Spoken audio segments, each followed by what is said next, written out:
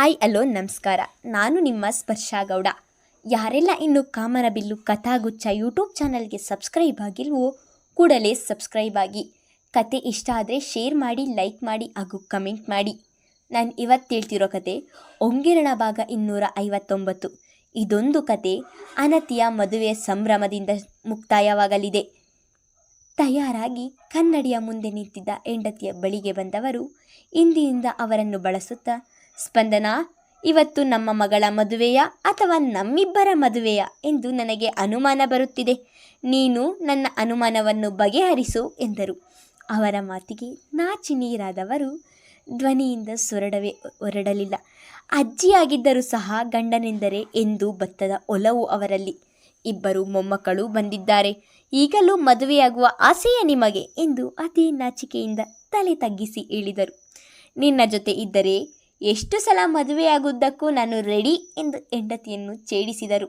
ಅಷ್ಟರಲ್ಲಿ ಒಡಗಿನಿಂದ ಅಜ್ಜಿ, ತಾತ ಎಂದು ಕೂಗಿಕೊಂಡು ಬರುತ್ತಿರುವ ಮಕ್ಕಳ ಸದ್ದು ಕೇಳಿ ಹೆಂಡತಿಯಿಂದ ದೂರ ಸರಿದು ನಿಂತರು. ರೇಷ್ಮೆ ಶರ್ಟ್, ರೇಷ್ಮೆ ಪಂಚೆ, ಅದಕ್ಕೊಂದು ಪುಟ್ಟ ಶಲ್ಯ ಹಾಕಿಕೊಂಡು ಅದರಲ್ಲಿ ನಡೆಯಲು ಆಗದೆ ಕಾಲು ತೂರಾಡುತ್ತಲೇ ಒಳಬಂದ ಪುಟಾಣಿ ಆರುಷ್, ಅಜ್ಜಿ, ತಾತ ಎಂದು ಕೂಗುತ್ತಲೇ ಒಳಬಂದವನನ್ನು ತೋಳಿಗೆರಿಸಿಕೊಂಡಂತಹ ಸ್ಪಂದನ ಅವರು, ಏನಾಯ್ತು ಕಂದ, ಯಾಕೆ ಹಾಗೆ ಕೂಗ್ತಿದ್ದೀಯಾ ಎಂದರು. ಅಜ್ಜಿ, ಆ ಕೃತಿ ನನಗೆ ಹೊಡೆಯುತ್ತಿದ್ದಾಳೆ ಎಂದು ಪುಟ್ಟ ಮೂತಿಯನ್ನು ಉದ್ದ ಮಾಡಿ ಹೇಳಿತು. ಅಷ್ಟರಲ್ಲಿ ಮೊದಲ ಬಾರಿಗೆ ಹಾಕಿದ್ದ ರೇಷ್ಮೆ ಲಂಗವನ್ನು ಕೈಯಲ್ಲಿ ಹಿಡಿದು ಪುಟ್ಟ ಪುಟ್ಟ ಹೆಜ್ಜೇರಿಸಿ ಒಳಬಂದಂತಹ ಕೃತಿ ಅವಳು ಎರಡು ಕೈಯಿಂದ ಆ ಲಂಗವನ್ನು ಹಿಡಿದರೂ ಕೂಡ ಅದು ತನ್ನ ನೆಲಗುಡಿಸುವ ಕೆಲಸವನ್ನು ಮಾಡುತ್ತಲೇ ಇತ್ತು. ಅವಳು ಕೂಡ ತಾತ, ಅಜ್ಜಿ ಎಂದು ಕೂಗುತ್ತಾ ಒಳ ಬಂದಿದ್ದನ್ನು ನೋಡಿದ ಮಿಥುನ್ ಅವರು ಮೊಮ್ಮಗಳನ್ನು ತೊಳಿಗೆರಿಸಿಕೊಂಡು, ಯಾಕೆ ಪುಟ್ಟ, ಏನಾಯಿತು, ನೀನು ಯಾಕೆ ಅವನಿಗೆ ಹೊಡೆದೆ ಎಂದರು. ತಾತ, ಇವನು ಬ್ಯಾಡ್ ಬಾಯ್, ನನ್ನನ್ನು ಕುಳ್ಳಿ ಅಂತಾನೆ. ಸಣ್ಣ ಕಣ್ಣನ್ನು ದೊಡ್ಡದು ಮಾಡಿ ಹೇಳಿತು. ಆರು, ನೀನ್ಯಾಕೋ ನನ್ನ ಮಗಳನ್ನು ಕುಳ್ಳಿ ಎನ್ನುವುದು ಎಂದು ಮಿಥುನ್ ಅವರು ಕೇಳುತ್ತಿದ್ದ ಹಾಗೆ, ತಾತ, ಅವಳು ನನಗಿಂತ ಹೈಟ್ ಕಮ್ಮಿ ಇದ್ದಾಳೆ, ಅದಕ್ಕೆ ಕುಳ್ಳಿ ಅಂತೀನಿ ಎಂದು ನಗುತ್ತಲೇ ಹೇಳಿದನು. ನೋಡು ತಾತ ಹೇಗೆ ಹೇಳ್ತಾನೆ, ನಾನು ಕುಳ್ಳಿ ಅಂತೆ ಎಂದು ಮುಖ ಉದಿಸಿ ಹೇಳಿದಳು.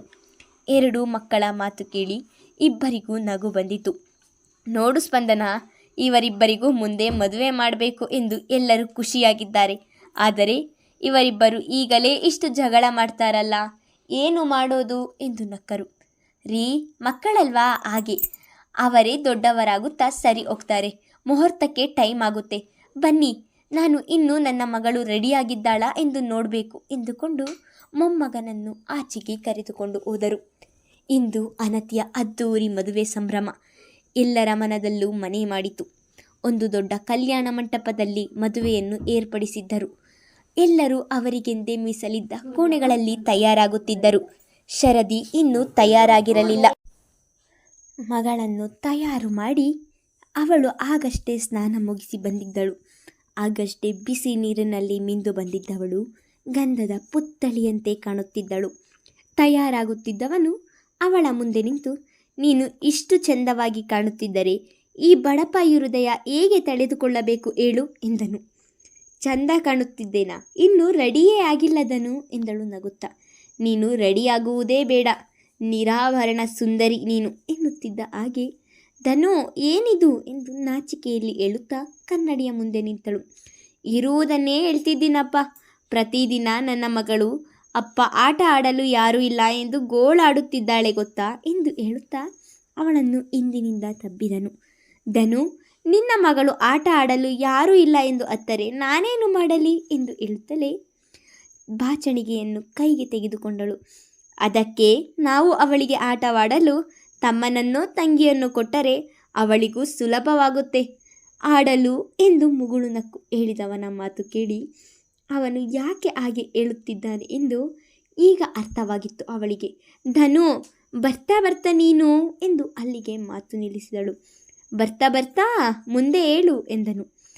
ಕೈಯಲ್ಲಿ ಹಿಡಿದಿದ್ದ ಬಾಚಣಿಗೆಯಲ್ಲಿ ಅವನ ಕೈಗೆ ಒಂದು ಪೆಟ್ಟು ಕೊಟ್ಟವಳು, ಇವತ್ತು ನಿನ್ನ ತಂಗಿ ಮದುವೆ ಎನ್ನುವುದನ್ನು ಮರೆತಿದ್ದೀಯಾ? ನಾನಿನ್ನೂ ರೆಡಿಯಾಗಿಲ್ಲ, ಬೇಗ ರೆಡಿಯಾಗಬೇಕು.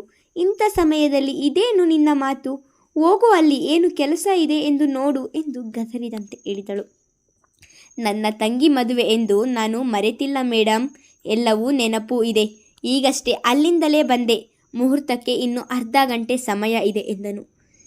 ನೀನು ರೆಡಿಯಾದರೆ ಸಾಕಾ? ನಾನು ರೆಡಿಯಾಗಬಾರ್ದಾ? ನೀನು ಆಚೆ ಹೋಗು ಎಂದು ಬಲವಂತದಿಂದ ಅವನನ್ನು ಆಚೆ ಕಳುಹಿಸಿದಳು. ಅವನು ಆಚೆ ಹೋದರೂ ಸಹ ಕನ್ನಡಿಯ ಮುಂದೆ ನಿಂತವಳಿಗೆ ಅವಳ ಕದುಪುಗಳು ಇನ್ನಷ್ಟು ರಂಗೇರಿದವು. ಆರಾಧ್ಯ, ಮುಹೂರ್ತಕ್ಕೆ ಇನ್ನೇನು ಟೈಮ್ ಆಗುತ್ತಿದೆ, ನಿಮ್ಮದು ಇನ್ನೂ ಆಗಲಿಲ್ಲವಾ ಎಂದು ಕೋಣೆಯೊಳಗೆ ಬಂದನು ರಿಷಿ. ಸೀರೆ ನರಿಗೆಯನ್ನು ಸರಿ ಮಾಡಲು ಎಣಕಾಡುತ್ತಿದ್ದವಳು, ನಿಮಗೇನೋ ಒಂದು ಪಂಚೆ ಶರ್ಟ್ ಹಾಕಿಕೊಂಡು ನಿಂತುಕೊಳ್ಳುತ್ತೀರಾ? ನಿಮ್ಮ ಮಗನನ್ನು ರೆಡಿ ಮಾಡಿ ನಾನು ರೆಡಿಯಾಗುವುದು ಎಷ್ಟು ಕಷ್ಟ ಗೊತ್ತಾ? ಸೀರೆ ನರಿಗೆ ಬೇರೆ ಸರಿಯಾಗಿ ಕೂರ್ತಿಲ್ಲ ಎಂದು ಬೇಸರದಲ್ಲಿಯೇ ಹೇಳಿದಳು ಆರಾಧ್ಯ. ಅವಳ ಮಾತಿಗೆ ಮುಗುಳು ನಕ್ಕವನು, ಬ್ಯೂಟಿಷಿಯನ್ ಹತ್ರ ಉಡಿಸಿಕೊಂಡಿದ್ದರೆ ಆಗ್ತಿತ್ತು ಎಂದನು. ಅವರು ಶರದಿಗೆ ಉಡಿಸುತ್ತಿದ್ದಾರೆ, ಅಷ್ಟರಲ್ಲಿ ನಾನು ಟ್ರೈ ಮಾಡೋಣ ಎಂದು ನೋಡುತ್ತಿದ್ದೇನೆ, ಆದರೆ ನನ್ನಿಂದ ಆಗ್ತಿಲ್ಲ ಎಂದಳು. ಅವಳ ಮಾತಿಗೆ ಮುಗುಳು ನಕ್ಕವನು ಅವಳ ಕಾಲ ಬಳಿ ಕುಳಿತು ಅವಳ ನರಿಗೆಯನ್ನು ಜೋಡಿಸಲು ಶುರು ಮಾಡಿದನು. ಗಂಡ ಎನ್ನುವ ಅಹಮ್ಮಿಲ್ಲದೆ ತನ್ನ ಕಾಲ ಬಳಿ ಕುಳಿತು ನೆರಿಗೆ ಜೋಡಿಸುತ್ತಿರುವವನೆಡೆಗೆ ಅಚ್ಚರಿಯಿಂದ ನೋಡಿದವಳು ಸಣ್ಣ ಸಣ್ಣ ವಿಷಯಗಳನ್ನೇ ದೊಡ್ಡ ಖುಷಿಯನ್ನಾಗಿ ಸಂಭ್ರಮಿಸುವವಳಿಗೆ ಇದೂ ಕೂಡ ಒಂದು ಖುಷಿ ನೀಡಿತು. ಎಲ್ಲ ನರಿಗೆಗಳನ್ನು ಒಂದೆಡೆ ಜೋಡಿಸಿ, ಇದು ಸರಿಯಾಗಿದೆಯಾ ನೋಡಿ ಎಂದನು. ಅಲ್ಲಿ ಸರಿ ಇದ್ದರೆ ಈ ನಡುವಿನ ಬಳಿ ಬಾಗಿ ಬರುತ್ತಿಲ್ಲ ಎಂದಳು ರಾಗವೆಳೆಯುತ್ತಾ. ಅವಳ ನಡುವನ್ನು ಹಿಡಿದು ಸೀರೆಯನ್ನು ಎಳೆಯುತ್ತಿದ್ದ ಹಾಗೆ ಅವಳ ಉಸಿರಿನ ಗತಿ ಏರುಪೇರಾಯಿತು. ಹೃದಯದ ಬಡಿತವು 100ರ ಗಡಿ ದಾಟಿತು. ನೀವು ಇಷ್ಟು ಸಣ್ಣ ಇದ್ದರೆ ಸೀರೆ ಹೇಗೆ ಬಿಗಿ ಇರುತ್ತೆ ಹೇಳಿ ಎಂದರೆ, ಇತ್ತೀಚೆಗೆ ಸ್ವಲ್ಪ ದಪ್ಪ ಆಗಿದ್ದೀನಿ ಎಂದು ಮುಖ ಊದಿಸಿದಳು. ಹೌದೌದು, ತುಂಬ ದಪ್ಪ ಆಗಿದ್ದೀರಾ ಎಂದು ನಕ್ಕನು. ಅನತಿಯನ್ನು ಮದುವೆಯಾಗುವ ಹುಡುಗ ಮಿಥುನ್ ಅವರ ಸ್ನೇಹಿತನ ಮಗ. ಅವನು ಮೊದಲೇ ಬಾರಿಗೆ ಹುಡುಗಿ ನೋಡಲು ಬಂದಾಗಲೇ ತಾನು ಮೋಸ ಹೋದದನ್ನೆಲ್ಲ ಅವನಿಗೆ ಹೇಳಿದ್ದಳು ಅನತಿ. ಮದುವೆಯಾಗಿ ಇಬ್ಬರು ಮುಂದಿನ ಜೀವನವನ್ನು ಕಳೆಯಬೇಕು, ಯಾವುದೇ ಸೀಕ್ರೆಟ್ ಇರಬಾರದು ಎಂದು ಎಲ್ಲ ವಿಷಯವನ್ನು ಹೇಳಿದಳು. ಅವಳು ಮುಕ್ತವಾಗಿ ಎಲ್ಲ ವಿಷಯವನ್ನು ಹೇಳಿಕೊಂಡಿದ್ದನ್ನು ನೋಡಿ ತಾನು ಕೂಡ ಮುಚ್ಚಿಡಬೇಕು ಎಂದುಕೊಂಡ ವಿಷಯವನ್ನು ಅವಳಿಗೆ ಹೇಳಿದ್ದನು. ಅವನಿಗೂ 4 ವರ್ಷದ ಹಿಂದೆ ಬ್ರೇಕಪ್ ಆಗಿತ್ತು. ಇವನನ್ನು ಪ್ರೀತಿಸಿದ ಹುಡುಗಿ ಇವನನ್ನು ಬಿಟ್ಟು ಹೋಗಿದ್ದಳು. ಆಗಿನಿಂದ ಯಾರನ್ನೂ ಪ್ರೀತಿಸದೆ ಸುಮ್ಮನೆ ಉಳಿದಿದ್ದನು. ಅವನ ತಂದೆ ಅನತಿಯನ್ನು ಮದುವೆಯಾಗುತ್ತೀಯ, ಒಳ್ಳೆಯ ಹುಡುಗಿ, ಒಳ್ಳೆಯ ಮನೆತನ ಎಂದಿದ್ದರು. ತಂದೆ ಮಾತಿಗೆ ಒಪ್ಪಿಗೆ ಕೊಟ್ಟಿದ್ದನು. ವರ್ಷದ ಹಿಂದೆ ಇವರಿಬ್ಬರ ಮದುವೆ ನಿಶ್ಚಯವಾಗಿತ್ತು. ನಾವು ಒಬ್ಬರನ್ನೊಬ್ಬರನ್ನು ಅರ್ಥ ಮಾಡಿಕೊಳ್ಳಲು ಟೈಮ್ ಬೇಕು ಎಂದು ಹೇಳಿದ್ದರಿಂದ 1 ವರ್ಷದ ನಂತರ ಮದುವೆ ಮಾಡುತ್ತಿದ್ದಾರೆ. ಅತ್ತೆ, ಕೃತಿ ಎಲ್ಲಿದ್ದಾಳೆ ಎಂದಳು ಶರದಿ. ನನ್ನ ಜೊತೆ ಇದ್ದಳು, ಆಮೇಲೆ ನಾನು ಬೇಡ ಎಂದರು ಇಳಿದು ಹೋದಳು ಎಂದು ಸುತ್ತಲೂ ಕಣ್ಣಾಡಿಸುತ್ತಾ ಹೇಳಿದರು ಸ್ಪಂದನ. ಅಷ್ಟರಲ್ಲಿ ಅಲ್ಲಿಗೆ ಬಂದದನು, ಇಲ್ಲೇ ಎಲ್ಲೋ ಇರ್ತಾಳೆ ಬಿಡು ಶರದಿ ಎಂದನು. ದಿನವೆಲ್ಲ ನಿನ್ನ ಮಗಳನ್ನು ಹಿಡಿದು ಸಾಕಾಗುತ್ತಿದೆ ನನಗೆ. 1 ನಿಮಿಷ ನಿಂತ ಕಡೆ ನಿಲ್ಲಲ್ಲ. ಲಂಗ ಬೇಡ, ಬೇರೆ ಬಟ್ಟೆ ಹಾಕೋಣ ಅಂದರೆ ನೀನು ಕೇಳಲ್ಲ. ನನ್ನ ಮಗಳಿಗೆ ಇದೇ ಬಟ್ಟೆ ಬೇಕು ಎಂದು ಹಠ ಮಾಡ್ತೀಯ. ಅದು ಎಲ್ಲ ನೆಲವನ್ನು ಗುಡಿಸುತ್ತಿದೆ ಎಂದಳು.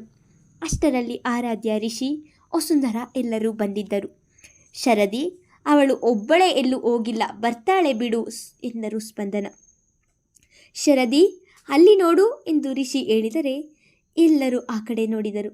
ಆರುಷ್ ಮುಂದೆ ಓಡಿ ಬರುತ್ತಿದ್ದರೆ ಅವನ ಹಿಂದೆ ಕಾಲಿಗೆ ಲಂಗ ಸಿಕ್ಕರು. ಅದನ್ನು ಲೆಕ್ಕಿಸದೆ ಕೃತಿ ಅವಳ ಕೈಯಲ್ಲಿ ಹಿಡಿದಿದ್ದ ಗೊಂಬೆಯಿಂದ ಅವನಿಗೆ ಹೊಡೆದುಕೊಂಡು ಬರುತ್ತಿದ್ದಳು.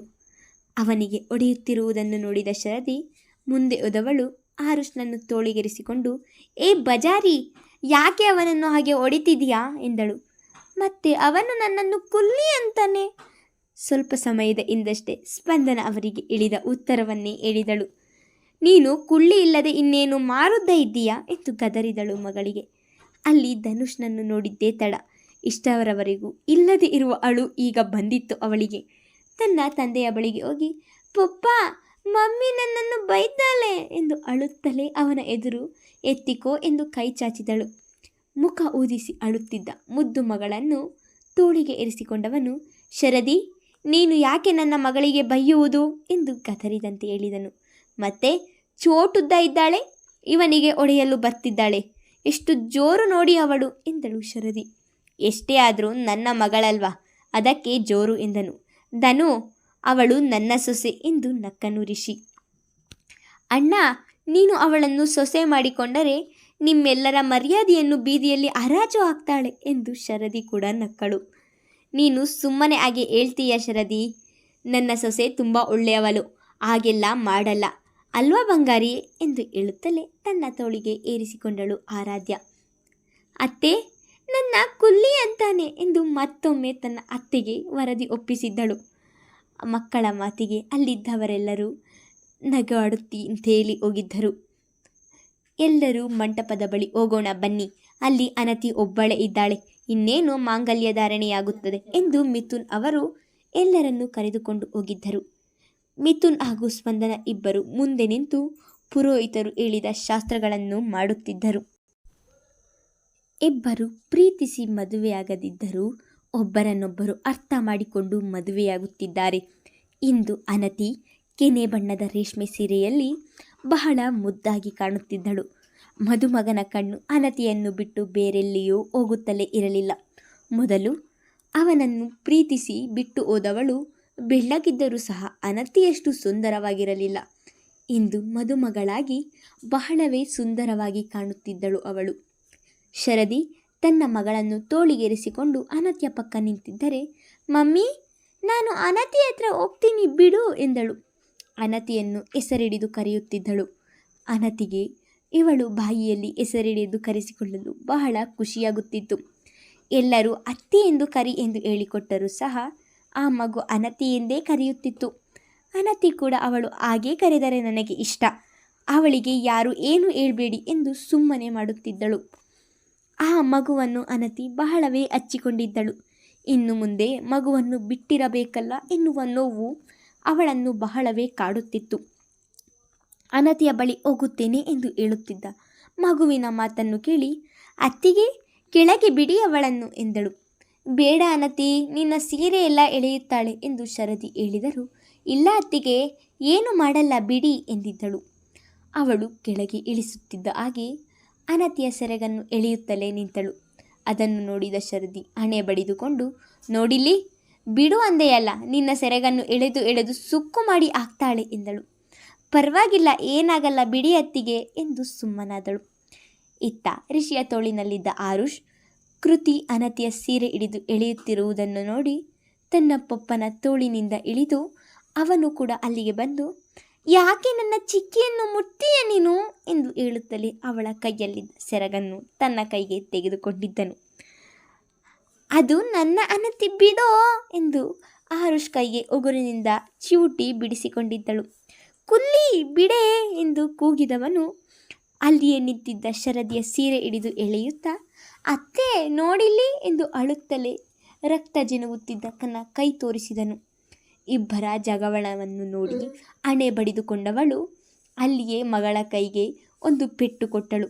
ಅಷ್ಟಕ್ಕೆ ಅಳುತ್ತಾ ಕೃತಿ ತನ್ನ ತಂದೆಯ ತೋಳು ಸೇರಿದಳು. ಅಳುವ ಮಗಳನ್ನು ಅವನೇ ಸಮಾಧಾನ ಮಾಡಿದನು. ಮಾಂಗಲ್ಯ ಧಾರಣೆಯಾಗಿ ಅನತಿಯ ಮುಂದೆ ಮದುವೆ ಕೂಡ ಮುಗಿದಿತ್ತು. ಇತ್ತೀಚೆಗೆ ಬಹಳವೇ ಬದಲಾಗಿದ್ದ ಅನತಿಯನ್ನು ಮನೆಯಿಂದ ಕಳುಹಿಸಲು ಅಲ್ಲಿ ಯಾರಿಗೂ ಇಷ್ಟ ಇಲ್ಲ. ಎಲ್ಲರ ಕಣ್ಣಲ್ಲಿಯೂ ನೀರಿತ್ತು. ಅವಳಿಗೂ ಕೂಡ ಈ ತುಂಬು ಕುಟುಂಬದಿಂದ ದೂರಾಗಲು ಇಷ್ಟವಿರಲಿಲ್ಲ. ಆದರೆ ಹೆಣ್ಣು ಒಂದಲ್ಲ ಒಂದು ದಿನ ಮದುವೆಯಾಗಿ ಬೇರೆ ಮನೆಗೆ ಹೋಗಲೇಬೇಕು. ಎಲ್ಲರಿಗೂ ಹೇಳಿ ಕೊನೆಯಲ್ಲಿ ಕೃತಿಯನ್ನು ತೋಳಿಗೆ ಏರಿಸಿಕೊಂಡವಳು ಅವಳ ಮುಖದ ತುಂಬ ಮುತ್ತನ್ನಿರಿಸಿ, ಬರ್ತೀನಿ ಕಂದ ಎಂದಳು. ಎಲ್ಲಿಗೆ ಹೋಗ್ತೀಯಾ ಅನತಿ? ನೀನು ಎಲ್ಲಿಗೂ ಹೋಗಬೇಡ, ಇಲ್ಲೇ ಇರು ಎಂದು ಪುಟ್ಟ ಬಾಯಿಯಲ್ಲಿ ಹೇಳಿತು. ಎಲ್ಲರೂ ಅಳುವುದನ್ನು ನೋಡಿ ಅದರ ಕಣ್ಣಲ್ಲಿಯೂ ನೀರು ಇಳಿಯುತ್ತಿತ್ತು. ನಿನ್ನ ಅನತಿಯನ್ನು ನಾನು ಕರೆದುಕೊಂಡು ಹೋಗ್ತಿದ್ದೇನೆ, ನೀನು ನಮ್ಮ ಮನೆಗೆ ಬಾ ಎಂದನು ಅನತಿಯ ಗಂಡ.